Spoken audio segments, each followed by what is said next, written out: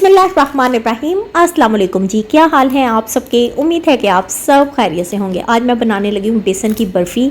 बहुत ज़्यादा टेस्टी बनेगी इंशाल्लाह, आपके मुंह में जाते ही घुल मिल जाएगी। बहुत इजी रेसिपी है, हलवाई से कहीं बेहतर आज की रेसिपी हम बनाएंगे, इसीलिए वीडियो को फुल वॉच कीजिएगा। बिस्मिल्लाह करते हैं, रेसिपी की तरफ आते हैं। 1 कप मैंने ले लिया है घी का। इस टाइम पर मैं घी के तकरीबन 3 टेबल स्पून मैंने डाल दिया है कढ़ाई में, और इसमें हम डाल देंगे 2 कप बेसन के। अब जनाब हमने इस बेसन की अच्छे से भुनाई सबसे पहले करनी है। ये देखें, मैं इसके घी के अंदर बेसन की भुनाई कर रही हूँ, लेकिन ये जो बेसन है वो भी काफ़ी ज़्यादा खुश्क है। इसके लिए हमने ये जो बेसिकली हमने 1 कप घी का लिया है, इसीलिए इसमें हमने मज़ीद घी ऐड कर देना है। होता क्या है कि अक्सर लोग जो है ना वो बेसन की भुनाई जब करते हैं, बेसन खुश्क होता है और भुनाई कर देते हैं। ये देखें, मैंने 1.5 टेबल स्पून घी के इसमें ऐड कर दिया। अब जनाब इसमें घी तकरीबन एग्जैक्ट है। अच्छा, जब हमारा बेसन खुश्क होगा हम इसकी भुनाई कर देंगे तो बेसन कहीं नहीं तो कहीं से कच्चा रह जाता है। जब हमने घी बिल्कुल ठीक डाला होगा, इसकी भुनाई बहुत अच्छे से होगी। जैसे ही बेसन पकना स्टार्ट होता है बहुत ज़्यादा सॉफ्ट हो जाता है और इसमें घी भी क्लियर हो जाता है, और जनाब इसकी भुनाई भी बहुत अच्छे से हो जाती है। बेसन की भुनाई कम से कम मैंने 10 मिनट करनी है, और जनाब 10 मिनट के बाद मैं इसमें ऐड कर दूंगी 1 कप सूजी का। 2 कप बेसन है, 1 कप हमने सूजी ऐड करनी है।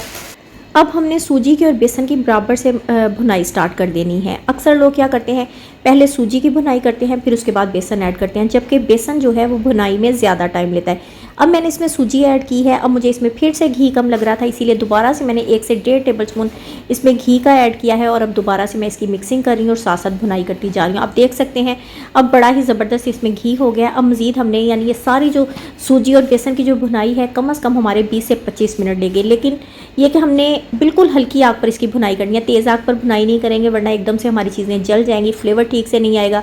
आप देख सकते हैं इस टाइम पर बहुत ज़बरदस्ती भुनाई हो चुकी है, बड़ा प्यारा कलर हो चुका है बेसन का और सूजी का। 1/2 कप मैंने इसमें दूध का ऐड कर दिया है और बहुत अच्छे से मिक्सिंग करेंगे।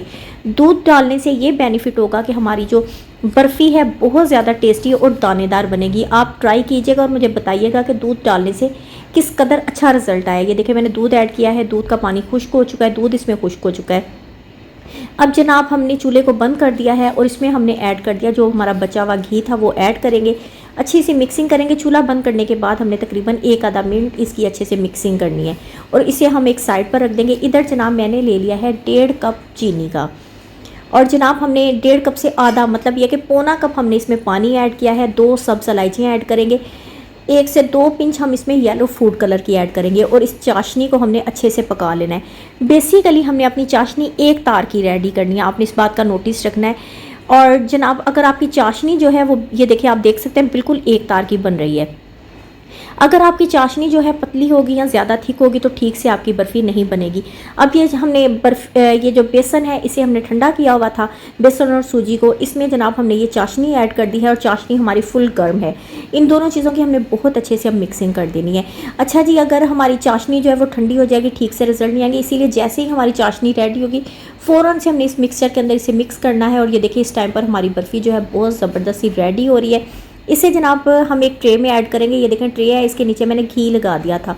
अब ये जो मिक्सचर है इस सारे को हम इसमें ऐड कर देंगे, स्पैचुला के साथ ऊपर से प्लेन कर देंगे।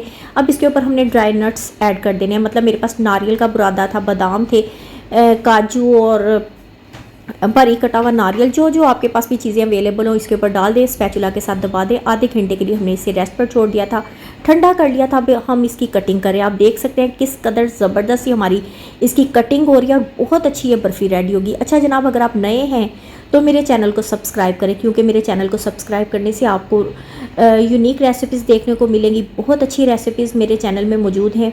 और जनाब आप एक बर्फ़ी देखें किस कदर टेस्टी है, आपने लाजमी ट्राई करना है। फैमिली फ्रेंड्स के साथ शेयर करें, क्योंकि अच्छी रेसिपी फैमिली फ्रेंड्स के साथ शेयर करना भी एक सदका जारिया है। अच्छी रेसिपी अगर आपको लग रही है तो जनाब आप लाइक लाजमी करें और मुझे कमेंट लाजमी दें। अपनी दुआओं में याद रखिएगा, मैं भी अपनी दुआओं में याद रखूँगी। अल्लाह हाफिज़।